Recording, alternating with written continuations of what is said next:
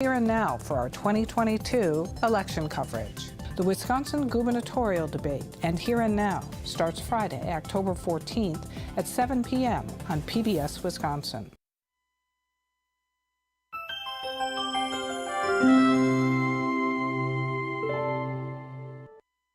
Live from the Milwaukee PBS studios in downtown Milwaukee, the Wisconsin Broadcasters Association Foundation presents the 2022 U.S. Senate debate with incumbent Republican Senator Ron Johnson and Democratic challenger Lieutenant Governor Mandela Barnes. Now, here's Wisconsin Broadcasters Association President and CEO, Michelle Vetterkind. Good evening. The Wisconsin Broadcasters Association and its member radio and television stations are pleased to welcome you to this U.S. Senate debate. Tonight's event originates from Milwaukee, Wisconsin, at the studios of Milwaukee PBS. We have a team of broadcasters from communities large and small across the state involved in bringing this debate to you. Tonight's debate continues the WBA's long-standing commitment to excellence and public service. The debate is underwritten by the WBA Foundation and supported by a grant from the Wisconsin Association of Independent Colleges and Universities and the Wisconsin Counties Association. Now let's go to our moderator, a veteran Wisconsin broadcaster, member of the WBA Hall of Fame, and professor of leadership and media integrity at Loyola University Chicago, Jill Geisler.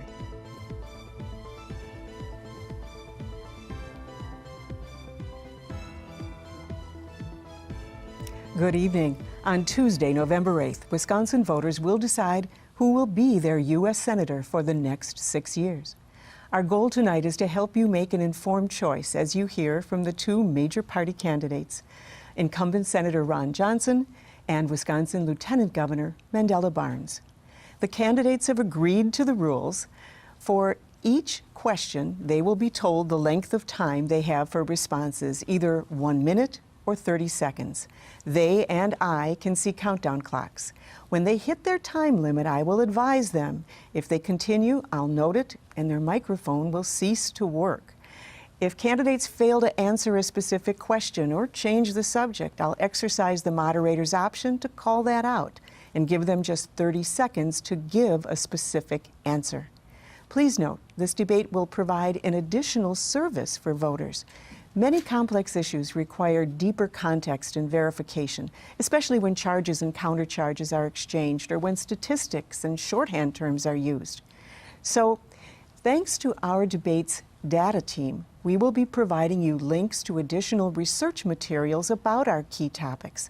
To read more about a subject, follow the link you'll see on screen or follow the WBA on Facebook or Instagram or Twitter. Our hashtag is WBA Debate. Now, the order of response for the first and last question was determined by coin toss. And with that, let's begin with the first question from a member of our question team, Kim Murphy from WITI in Milwaukee. Now, you're seeing her picture.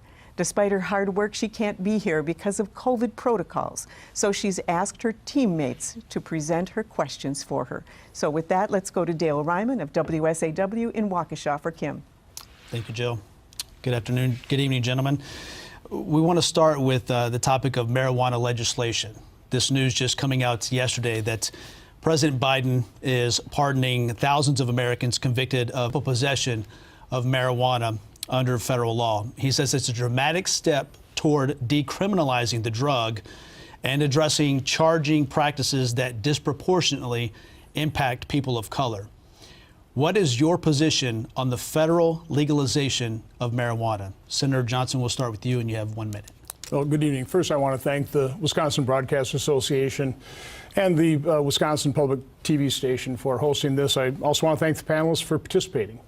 I hope the questions will be fair and balanced and really focused on the issues that really impact Wisconsinites, so we can have a good discussion on 40-year high inflation, record gas prices, skyrocketing crime, an open border, and the flood of illegal drugs. Talking about drugs, marijuana. I think it ought to be a state-by-state decision. I think the only thing on a federal basis, it doesn't make any sense for where marijuana is legal, that we're not able to use a banking system, so these marijuana companies have mountains of cash, which just leads to a potential for crime. So I could see federal legislation to open up the banking system to those states where you have legalized marijuana, but I would suggest any state should really take a look seriously at the harm being done by the legalization of marijuana and consider that very carefully. Thank you, Senator. Lieutenant Governor? Yes, thank you so much. Thank you for hosting the debate. Thank you for the question. Now, I've long supported the full legalization of marijuana as a member of the legislature, and now as Lieutenant Governor, and it's what I hope that we could accomplish as a nation if I'm elected to the United States Senate.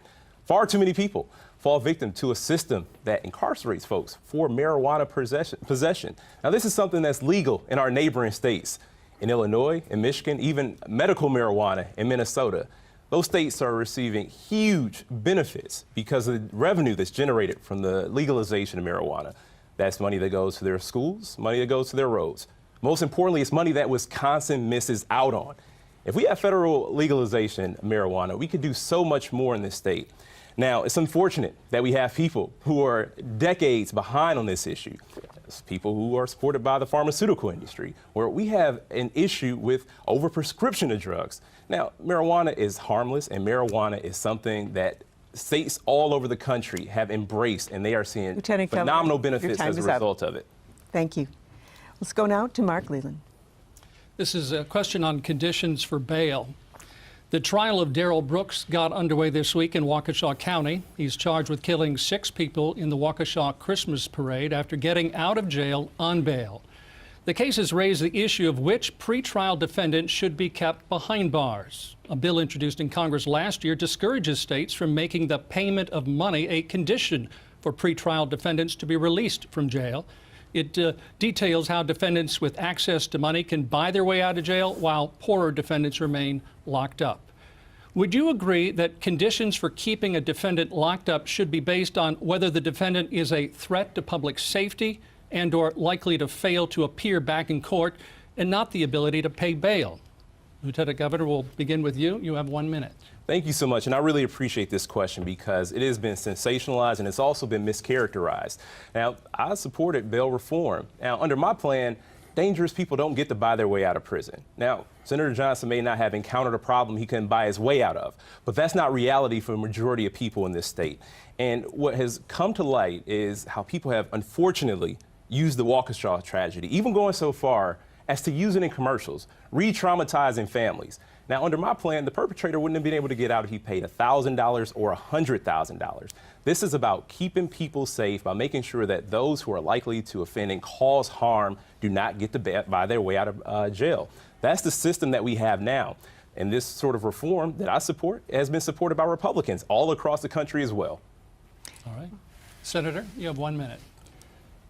We have a huge problem with skyrocketing crime. One of the issues is we're not keeping criminals in jail. And Lieutenant Governor, was, when he was in the legislature, wrote the bill to eliminate cash bail. That is one of the methods that we can use to make sure the dangerous criminals stay in jail.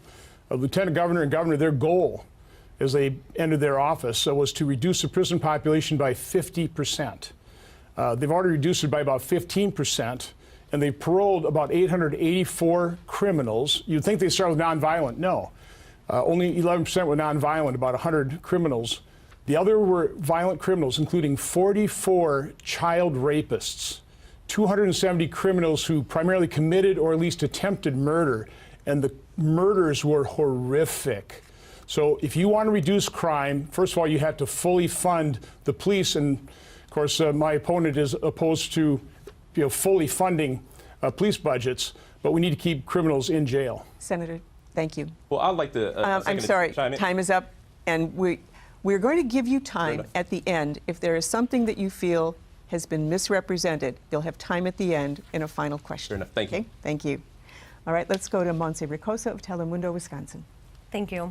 There's agreement on both sides of the aisle that something about our country's immigration system needs to change, but how is the sticking point, especially as it can affect employment rate in Wisconsin? By the year 2030, it's estimated that the working population in our state will shrink by 130,000 people if we don't have an increase in migration. Would you look at making a path to citizenship more accessible as a solution to our impending employment crisis? You'll have 1 minute. Senator Johnson, we'll start with you.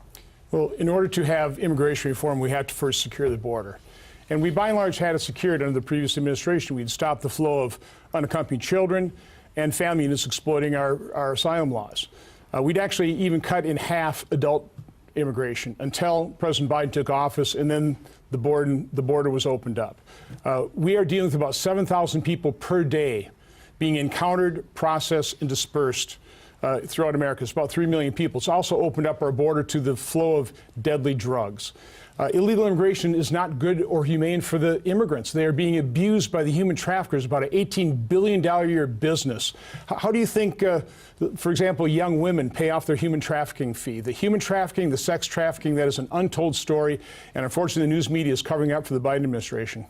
Senator, I do have to exercise the moderator's option. The question was about immigration reform. So you have to first secure the border. And understand. Once you've done that, then we have to fix the asylum standard. Right now we have a very low standard of credible fear. All somebody has to do is step into the country, say they're afraid to go home, even though they don't even come close to qualifying for asylum. We let them in. We're so backlogged. That's why we have about 3 million people into this country since the Biden administration took office. That's completely out of control. All right, Lieutenant Governor. Well, thank you so much. Now, our immigration system is completely broken, and I fully support comprehensive immigration reform that creates a path to citizenship for our dreamers and for their families.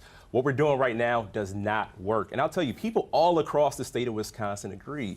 It is unfortunate that we have a member of the United States Senate does not side with the majority of people in Wisconsin. Now, I've spent a lot of time talking to family farmers. They know that fixing our broken immigration system and creating that pathway to citizenship isn't just a humane thing to do, it's also good for our economy, as you mentioned.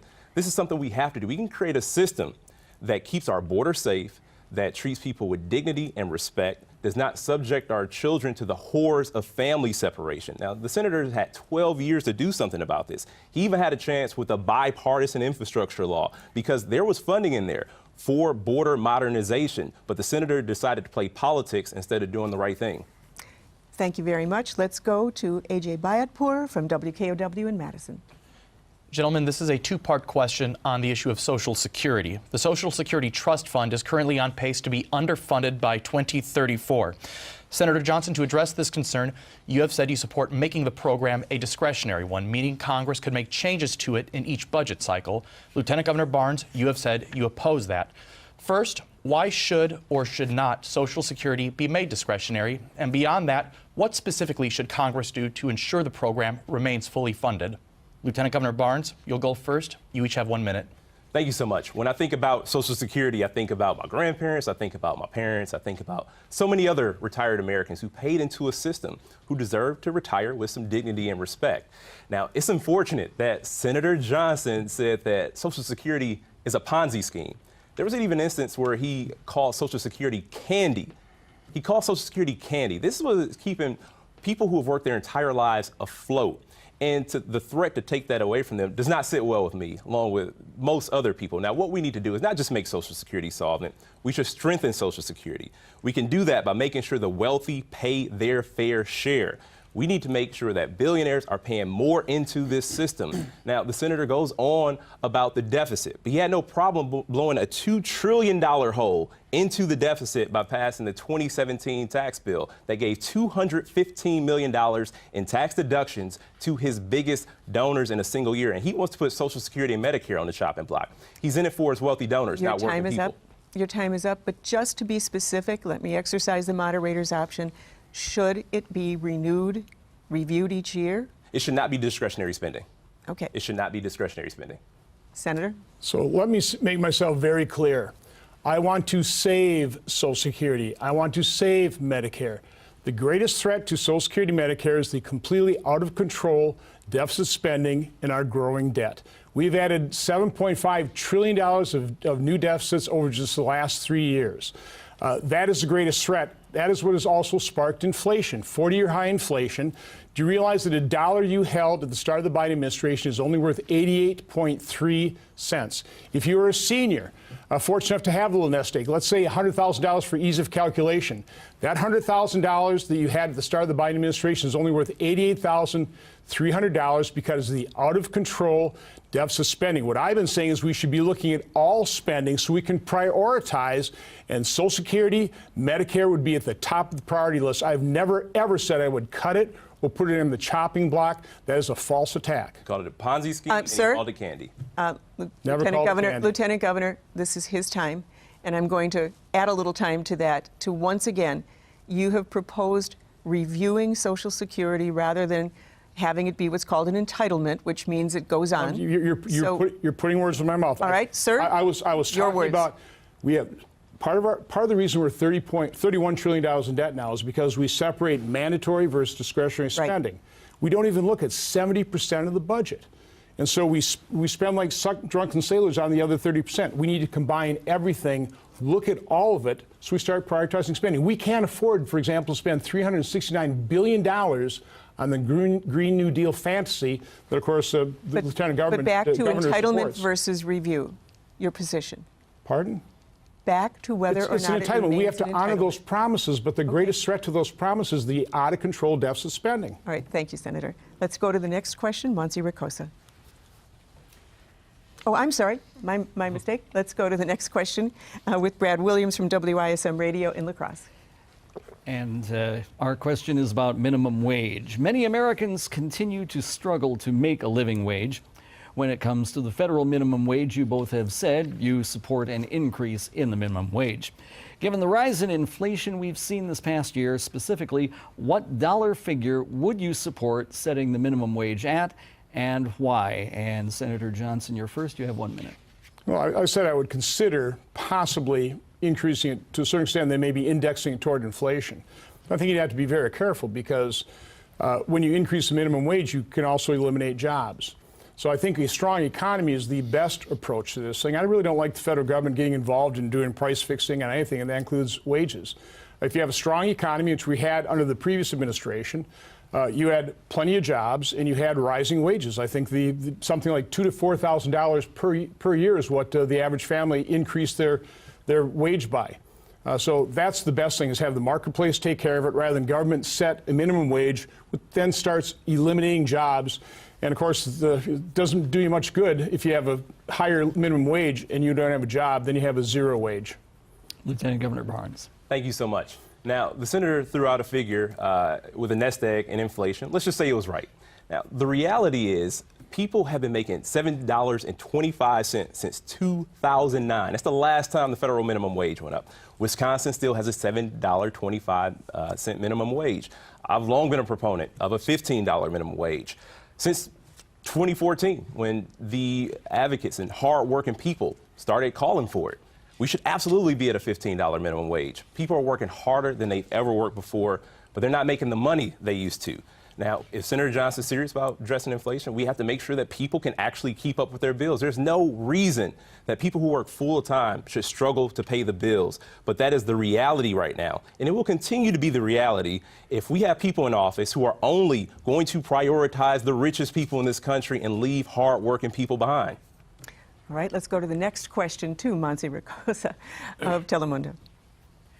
I'm going to ask a series of questions on abortion. Let's start with the most general one. Here in Wisconsin, since the overturning of Roe v. Wade, we are governed by an 1849 law that bans all abortions except in the life of a mother. Polls say over 60% of Wisconsin residents oppose the overturning of Roe. Lieutenant Governor Barnes, you have said you disagree with overturning Roe v. Wade. Senator Johnson, one of your ideas is to allow citizens to vote at a state level, but just this week, the Wisconsin legislature gavelled in and gavelled out, rejecting the opportunity to allow such votes. So let's talk specifically about what you would do at the national level regarding abortion. Lieutenant Governor Barnes, you have 1 minute. Thank you so much. Well, I'm an only child, but I'm not my mother's only pregnancy. Before I was born, my mother had a complicated pregnancy, and she had an abortion. She shared her story because she wanted others to know that they aren't alone and that it was her decision to make, not some politicians. And every woman should be able to make that decision. And doctors shouldn't have to live under the threat of being criminalized for helping women through their most difficult decisions. Now, the senator called the overturning of Roe versus Wade a victory. He celebrated the Dobbs decision. And he said that if women don't like the laws of their state, like the 1849 criminal abortion ban we have here, he said they can move. I can't think of a more callous, out of touch, or extreme position to take. If I were in the U.S. Senate, I would absolutely vote to codify Roe versus Wade to protect the right to an abortion and the right to choose into law once and for all to protect women's rights. Thank you. Senator Johnson. Well, as Justice Alito said, this is a profound moral issue. And it shouldn't be decided by 9 justices, not 535 members of Congress, and quite honestly, not even 132 members of the Wisconsin State Legislature. What we should do, and by the way, the most extreme position here would be no limits on abortion whatsoever, allowing an abortion right up to the moment of birth, which is what the Lieutenant Governor supports. So what I've recommended is let we the people decide with a one-time, single issue referendum that asks the decision that we need to come to a decision on, which is at what point does society have the responsibility to protect life in the womb? We all agree that society has responsibility to protect life, but at what point does society have the responsibility to protect life in the womb? I want we the people to decide that. I would have one vote like every other Wisconsin citizen. Your follow-up? Let's get into some specifics regarding how the overturning of Roe impacts other areas of reproductive health. Some women have concerns with a Senate composed of 3/4 men making these decisions for them. What are your thoughts on when life begins, specifically as it relates to birth control, the morning after pill, and additional embryos created through IVF or in vitro fertilization? Senator Johnson, you have 1 minute. Well, I've laid out all these answers to these questions on wisfax.com, so you can refer to that. But I obviously support birth control. I support in vitro fertilization. My daughter had 2 children through gestational surrogacy. So I support all those things. I would never, ever consider charging a woman who had an unplanned pregnancy. But I lay it all out there on wisfax.com. I've been very transparent about this. This has been a divisive issue for 50 years because 9 justices made a decision for all of us, and it didn't solve the problem. So the best thing, and that's why I support overturning Roe v. Wade, is to turn it back to the states where we the people can make that decision. Again, the question that has to be answered is at what point does society have the responsibility to protect life? It's just that simple. And I've actually laid out a sample referendum ballot, and you can also find that at wisfax.com. Okay. Lieutenant Governor Barnes? Well, the senator knows very well that the referendum won't happen with the legislature we have now. This is him trying to run away from his dangerous, out of touch, and extreme position. And when you take a position like that, there's so much that you don't always see. Let's talk about Texas as an example. There's a woman who had to be hooked up to a breathing machine because she had complications with her pregnancy and could not get an abortion. A 10-year-old girl in Ohio was raped and had to cross state lines to get an abortion. That's Ron Johnson's America. And 70% of the people think Roe versus Wade should be the law of the land here. Now, when we talk about children and unplanned pregnancies, Senator Johnson once went so far as to say it's not his responsibility to take care of our children in this country. Won't even support the child tax credit. Now, people are dealing with some very tough circumstances, but the senator would rather make a political point than to do the right thing to protect families and to protect the health of women. Thank you. Let's now move on to A.J. Bayatpour.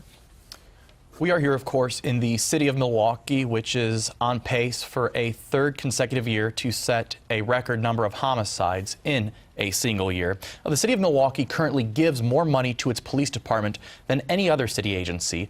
What is the role of Congress in addressing such violent surges in American cities if such a role should exist? For each of you, what are 3 specific actions Congress should take, if any, to address violence? Lieutenant Governor Barnes, you go first. You'll each have 1 minute.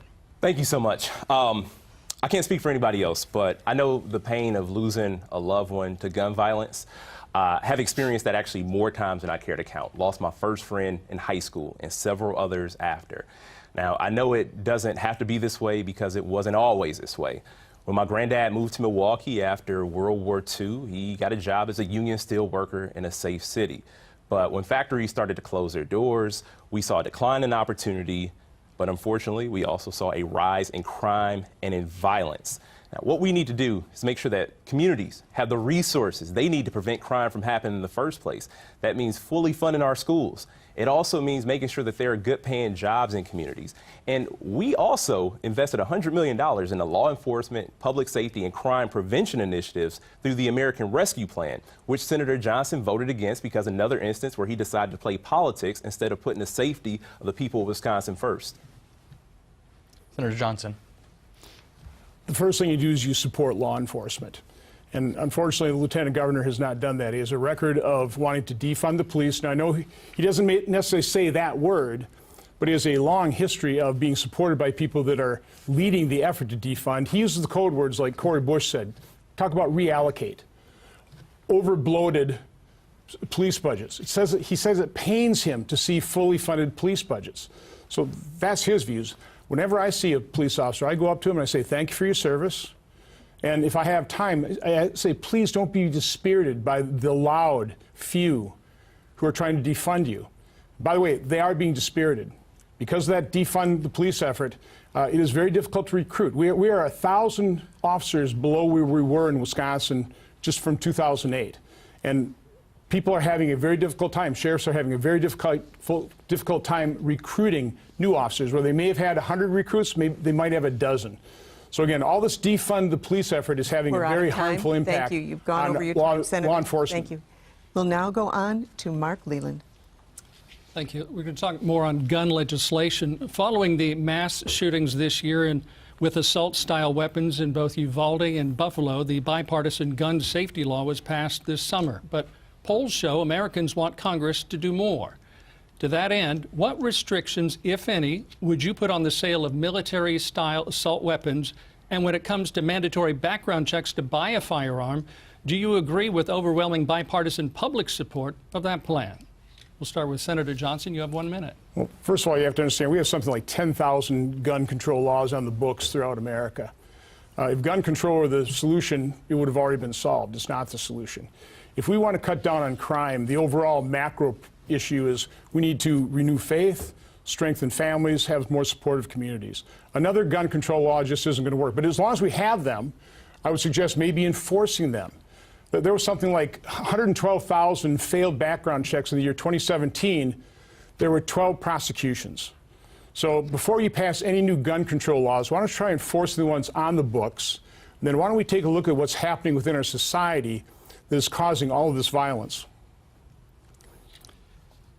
Lieutenant Governor? Thank you so much. And as I mentioned before, I have dealt with this too much. And that's why I've spent my entire career working to make communities safer. Now, an overwhelming majority of people in the state, as you mentioned, support background checks. People don't think that domestic abusers should be able to get a handgun. And neither do I. And unfortunately, Senator Johnson doesn't agree. The ATF doesn't even have searchable databases right now because of the laws on the books. And the senator on the last question did mention, police officers. Now, with that being said, I'm sure he didn't have the same interaction with the 140 officers that were injured during the January 6th insurrection. One officer was stabbed with a metal stake, another crushed between a revolving door, another hit in the head with a fire extinguisher. So when we talk about respect for law enforcement, let's talk about the 140 officers that he left behind because of an insurrection that he supported. Now, with that being said, there's so much more we need to do to keep guns out of the hand of violent criminals. Lieutenant Governor, just once again, for specifics, the questions were about background checks?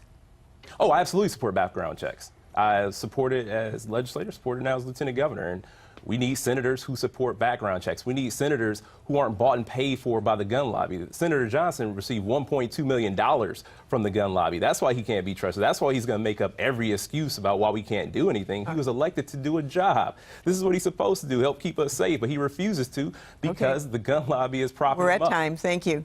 All right, let's move on now. We're going to take another question. This one is from Kim Murphy, who can't be with us tonight because of COVID protocols, but it's going to be asked on her behalf by Dale Ryman. Thank you, Joe. I want to talk about the Electoral College reform. After the January 6th assault on the Capitol, the effort to present a false slate of electors from 7 states, including Wisconsin, a bipartisan group of 32 senators has proposed the Electoral Count Reform Act. The key provisions include identifying a single conclusive slate of electors, affirming the role of the vice president, raising the objection threshold, and protecting each state's popular vote. Lieutenant Governor, we will go to you first for 1 minute. Do you support this bill? Well, we all saw what happened on January 6th. We also saw every conspiracy theory peddled. We saw the senator attempt to send fake electors to the vice president. Senator's involvement lasted a matter of seconds. That matter of seconds ended up with a whole day assault on the Capitol. They threatened to hang the vice president. Now, we have to do as much as we can to protect our democracy. The very first plan my campaign put out was a democracy and accountability agenda. Now, the senator doesn't seem like a democracy because it has not been working out for him. But the reality is, if we modernize our electoral count system, we can prevent something like this from happening again, and we can restore trust into our electoral process. People don't trust the process because we have folks elected to high office who will spend their time trying to overturn an election, trying to cast doubt into a free and fair election, which election observers said was the most secure in our lifetime. Senator Johnson? I would support that piece of legislation.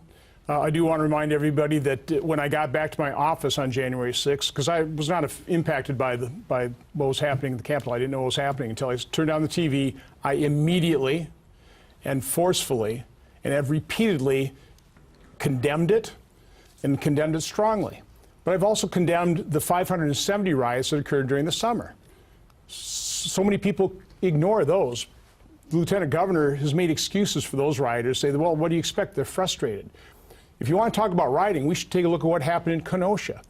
The day after the first night of rioting, when the used car lot was set on fire, instead of trying to calm things down, the Lieutenant Governor gave a press conference and he said it felt like a vendetta was carried out against one of our community members. He incited the riot. He and the governor didn't provide the manpower to stop the riots. So if you're going to focus on a riot, why don't we focus on 570 riots, 2,000 police officers injured? Your time is up. Dale, you have a follow-up. Yes. Last month, I had a chance to interview former Vice President Mike Pence when he was visiting Wausau. When referring to his actions on January 6th, when he resisted pressure from former President Trump to overturn the election and refused to accept the slates of fake state electors, including some that were offered to him by Senator Johnson's office. He said he acted out of respect for the U.S. Constitution. We'd like for you both to go on the record. Did the former vice president do the right thing? Senator Johnson, you can go first. You have 1 minute. First of all, let me clear things up here. I had no idea when I got a call from the lawyer from the President of the United States to deliver something to the vice president. Did I have a staff member that could help out with that? I had no idea what it was. And the fact of the matter was nothing was delivered. The whole episode took less than an hour, but I wasn't even involved. So again, I had no knowledge of an alternate slate of electors. I voted to confirm, not to disallow any of President Biden's electors.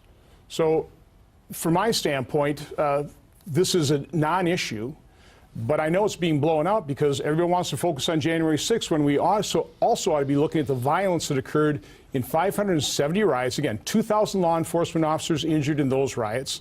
A couple dozen people lost their lives, including 2 in Kenosha, because the Lieutenant Governor and the Governor Evers didn't provide the type of manpower to quell those riots. About $1 to $2 billion worth of property damage. Why don't we focus a little bit on 570 riots as well? Senator Johnson, your time is up. But again, the question was, did Mike Pence do the right thing on January 6th? Yes. President Biden is now President of the United States. Well, I will say that to push back, the Republican sheriff of Kenosha said that the governor answered every call and gave all the resources that they requested. So let's clear that up. And he may not have noticed that an insurrection was happening because he called those people patriots. He called them tourists.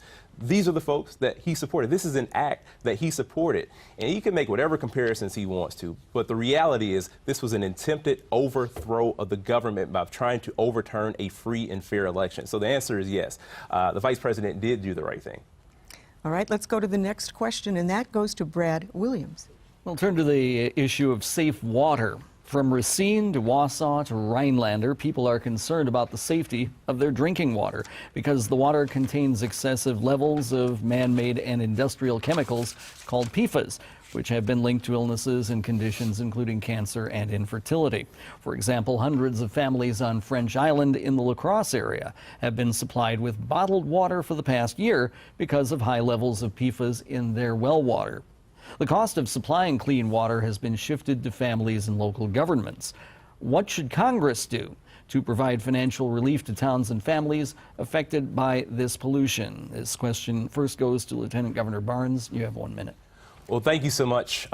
Clean water, safe drinking water, it's an issue in so many parts of the state, and it's one of the unfortunate realities that actually brings people together. This is something we should all come to expect in the most civilized, the most wealthy nation on the entire planet, but it's not the reality. And this is a freshwater state. We got Lake Michigan to the east, Superior to the north, the Mississippi River to the west. And I have spent my time in the office of Lieutenant Governor working on clean water issues. In fact, 2019, the governor declared it the year of clean drinking water. Now, we've issued a number of grants, but we need help and support from the federal government. We should also talk about lead lateral lines in cities across Wisconsin as well, which the bipartisan infrastructure law went to go fund. Now, this is another instance that the senator voted against the interests of people. He voted against our health and safety, whether it's PFAS contamination or lead contamination. Lieutenant Governor, once again, more specifically, what, if anything, do you think needs to be done at the federal level? My apologies. We do have a responsibility. The federal government absolutely has a responsibility to fund the initiatives that would make sure that every community has access to clean and safe drinking water. And also, we have a responsibility to make sure that polluters are held accountable. Senator Johnson. Well, I'd suggest that the EPA, rather than focus on CO2, focus on these pollutants that really are harmful. And for example, rather than spend $369 billion, which is what is going to be spent or allocated based on the Inflation Reduction Act, which is a very Orwellian named bill because it won't reduce inflation, it'll probably further enhance it. We ought to take that $369 billion, a portion of that, and we can allocate that toward addressing real pollution, which is what PFAS is. All right, let's go to the next question, and that will go to Monse Ricosa. I'd like to talk about the Respect for Marriage Act. When Roe v. Wade was overturned, Justice Clarence Thomas referred to other decisions, which would include gay marriage and interracial marriage, as potentially overturned, or had the potential to be overturned. In response to that, Senator Baldwin and Collins have proposed bipartisan legislation called the Respect for Marriage Act, which makes it the law of the land and protects it from being overturned. How would you vote, Senator Johnson? So first of all, I've always supported civil unions. When the Supreme Court ruled a different way and ruled for gay marriage, I thought, okay, there's an issue. It's been settled. Let's move on. We have a lot of other problems we have to deal with. That Supreme Court decision will never be overturned. This is another scare tactic by the left. I know Justice Thomas kind of opened up the door, but this is where stare decisis is very powerful, where you're not going to disrupt millions of lives. I don't want millions of lives disrupted. But there's another element to this thing. Certainly the way the law is written right now, it threatens religious liberty. So before I would ever consider voting for that bill, I would want to see very strong protections for religious liberty. We've seen what happened after the Obergefell decision. You had people starting to sue, for example, bakers. One in the Supreme Court, but they're right back after harassing that guy again. So I would need very strong religious liberty protections. Thank you, Senator. Lieutenant Governor Barnes? Thank you so much. We're talking about a civil right. We're talking about the right for a person to marry who they love. Normally, this would be a no-brainer. This is something I've supported as a member of the legislature, and it's something I would be proud to support as a member of the United States Senate. Now, he said that the Supreme Court decision won't be overturned. A lot of people thought that Roe wouldn't be overturned, but look at us now. We're in a position where we are losing rights. People are having fewer rights than they had 50 years ago. That's exactly what's on the line with this election. We need people who are going to fight for our fundamental freedoms. To be able to marry who you love, again, that should be a no-brainer. It's a shame that we're in this place right now having this same old tired argument, but here we are. We need people who are going to fight to make sure you can love who you love and also make your own healthcare decisions without interference from politicians. Okay, our next question once again is coming from Kim Murphy, but it's going to be addressed by Mark Leland. Thank you. Kim's question is on climate change. The death toll from Hurricane Ian is at least 120 people now. The storm made landfall as a devastating Category 4. Scientists say the historic storm was fueled by warm waters, and those warmer waters are a direct effect on climate change. What would be 3 specific solutions you believe in for addressing climate change? Lieutenant Governor Barnes, we'll begin with you. You have 1 minute. Well, the climate crisis is already here. It's impacting places all over the country, all over the globe, Wisconsin specifically. I've had a chance to visit our family farmers who have had to deal with the impacts of devastation from these 100, 500-year storms that are happening more regularly. Flooding events, historic flooding events that are wiping out rural infrastructure, and also the impact on cities with urban heat islands. Now, the senator just a couple questions ago, said that CO2 is not harmful. He's gone so far as to call climate change BS. These are people's lives we're talking about. This is our future that we're talking about. What we need to do is reduce carbon emissions. What we also need to do is move towards a clean energy economy and make sure Wisconsin is in the driver's seat. 80% of the world's solar panels built in China. We could be building those right here in Wisconsin, charting the path to a clean energy future. And we also can make sure that our family farmers have the support that they need with regenerative agriculture so that the industry can continue to thrive. It's the senator's turn. So the climate has always changed, always will change, so I don't deny climate change. The question is, can you really do anything about it? When China, when India, they're going to be burning fossil fuels, America's going to have to burn fossil fuels. 80% of our energy comes from fossil fuels right now, and that's not going to change anytime soon because wind and solar are not reliable. They make our grid very unreliable. The reason you're paying now more than $4 a gallon at the pump is because of the Democrats' war on fossil fuels. Again, it's this green energy in terms of converting over to electric vehicles. We don't have the rare earth minerals. We can't build the batteries. One of the things we're seeing down in Florida is those electric vehicles are starting on fire. They're exploding. So there are a lot of problems here. So we have to focus on how we use fossil fuels responsibly. We simply can't afford spending hundreds of billions of dollars trying to solve a problem that's not solvable. Thank you. You have both been so efficient in your responses that we've been able to continue with 1-minute answers for you. So we'll continue on that path for a while without cutting you to 30. So with that, let us go to A.J. Bayatpour. The White House's student loan debt forgiveness plan is widely supported by young Americans. However, many other voters believe it is unfair. Do you think it is fair or not to forgive up to $20,000 in student loan debt? You each have 1 minute. Senator Johnson, you'll go first. I think it's grossly unfair. And I think people who never went to college or people that scrimped and saved and sacrificed and paid off their student loan are not particularly happy that a group of people who voluntarily entered into a loan agreement now get that. It's really not forgiven. It's just transferred onto the back of other Americans. By the way, ever since the federal government took over the student loan program, those student loans have exploded, as has the cost of college. Since the 1960s, when we started keeping track of this, the cost of college has increased at 2.7 times the rate of inflation, largely because we're throwing so much money into it. I mean, what is so different about what colleges and universities spend their money on than the rest of society? What's different is the federal government has fueled that rise in college costs. So we ought to focus on that. But no, this is grotesquely unfair for people who never went to college or paid off their student loans. Lieutenant Governor. Thank you so much. I actually got a family member, Dennis. Hope he doesn't mind me using his name, but he didn't see college as four-year college as his path in life. He went to the trades. He became an electrician. He's making a great living right now.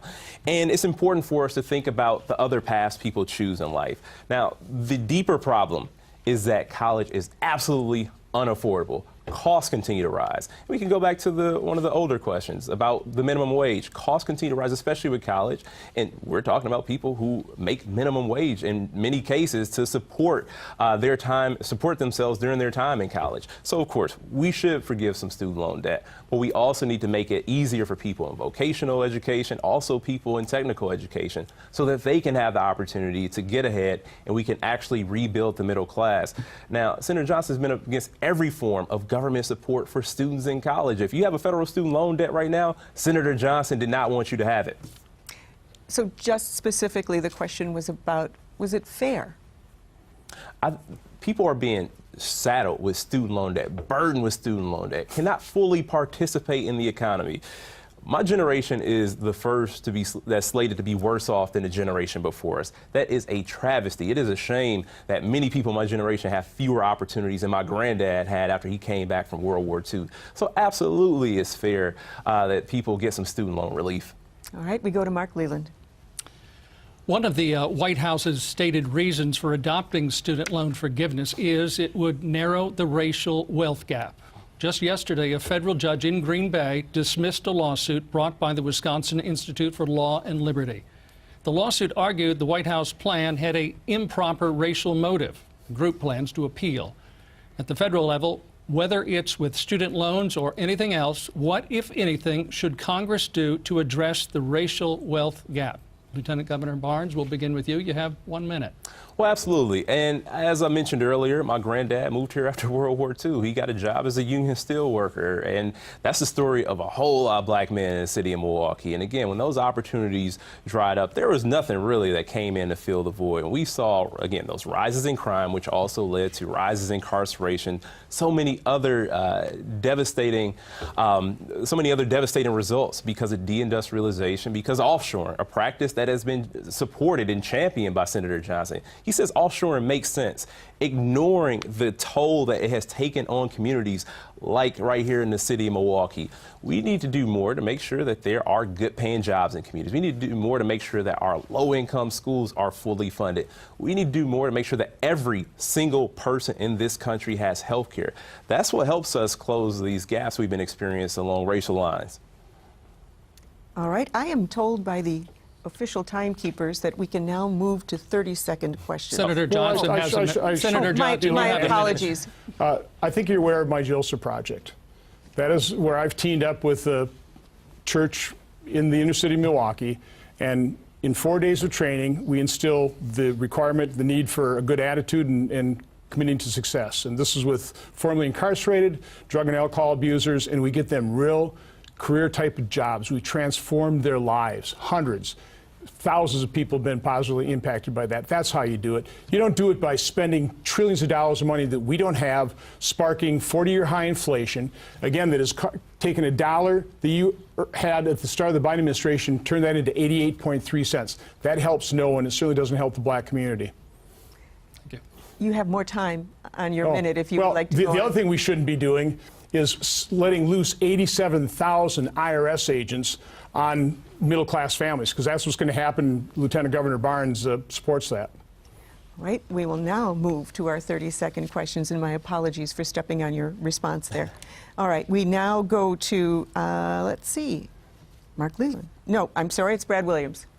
Turning to the Supreme Court, following recent rulings, surveys have shown public confidence in the U.S. Supreme Court is at its lowest level in years. Critics of the court have suggested changes, such as replacing lifetime appointments with term limits or expanding the court beyond 9 justices. They have also proposed more strict ethical oversight of the High Court because of conflicts of interest.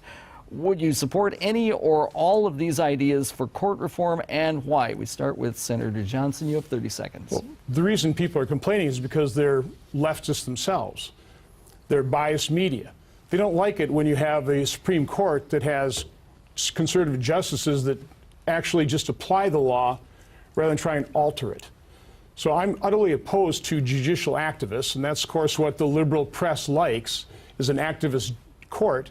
And so when you finally have gotten conservative justices, and by the way, I vote for conservative justice knowing full well that I'm not going to like some of their decisions because they're going to apply the law, not alter it. Lieutenant Governor.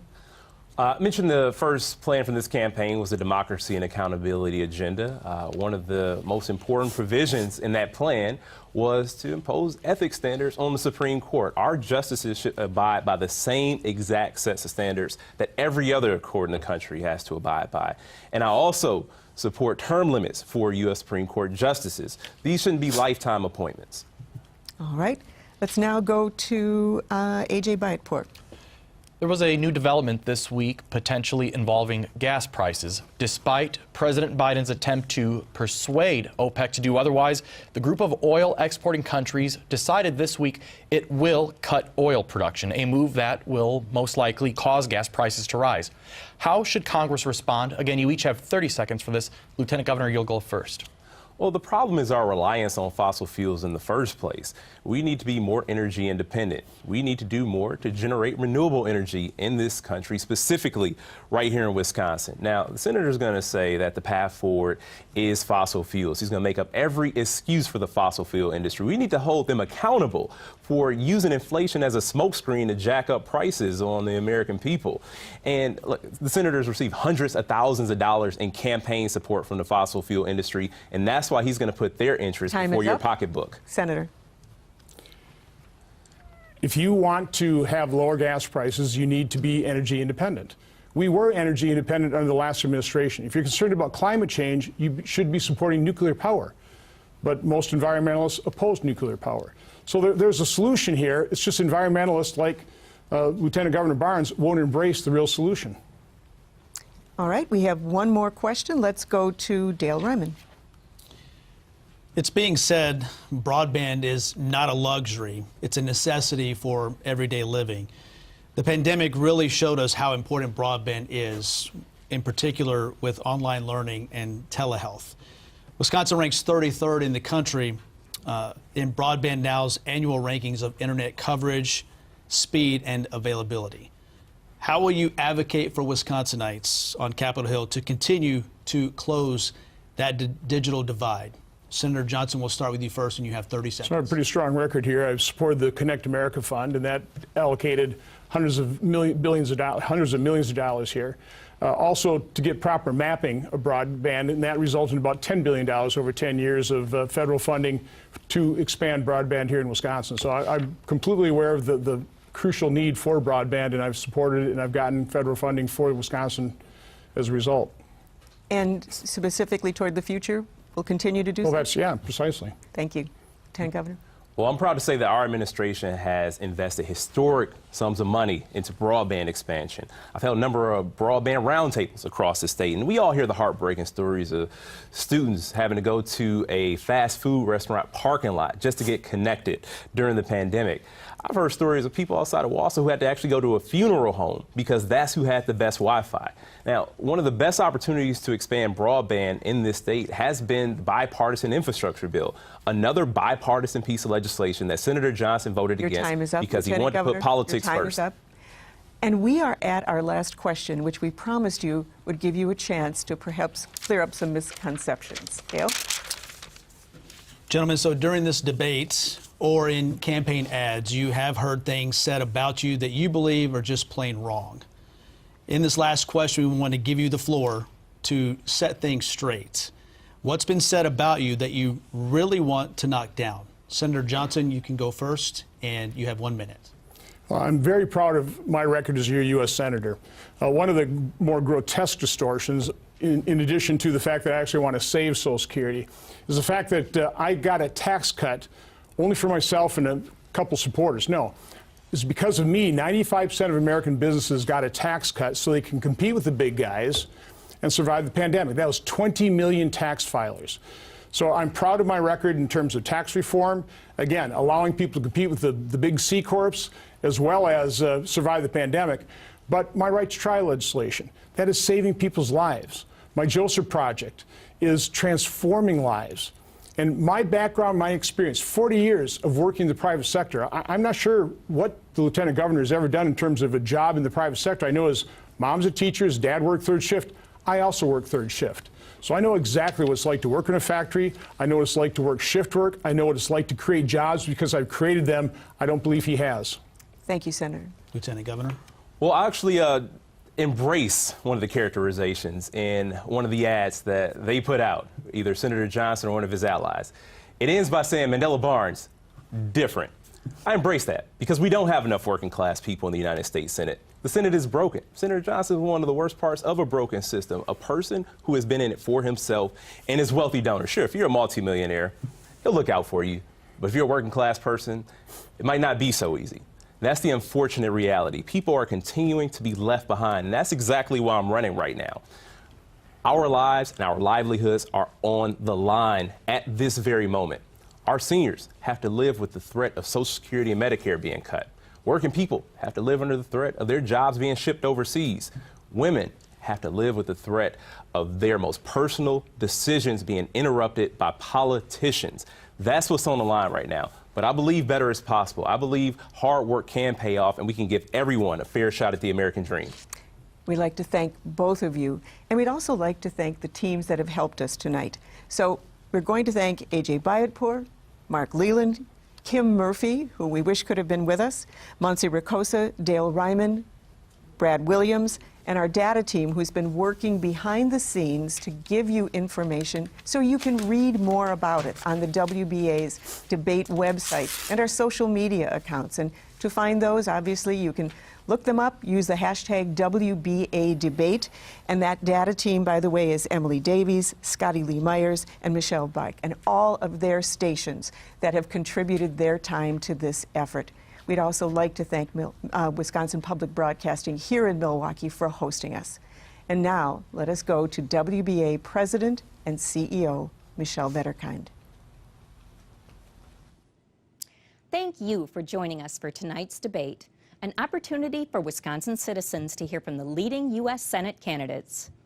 This debate has been sponsored by our WBA Foundation through a grant from the Wisconsin Association of Independent Colleges and Universities and the Wisconsin Counties Association. Our sincere thanks to the Wisconsin radio and TV stations who work together to produce and air this broadcast, to the candidates, our moderator, our panelists, and our data team. As always, WBA member stations will be on duty to bring you election results. Election Day is Tuesday, November 8th. Exercise your right as an American and vote.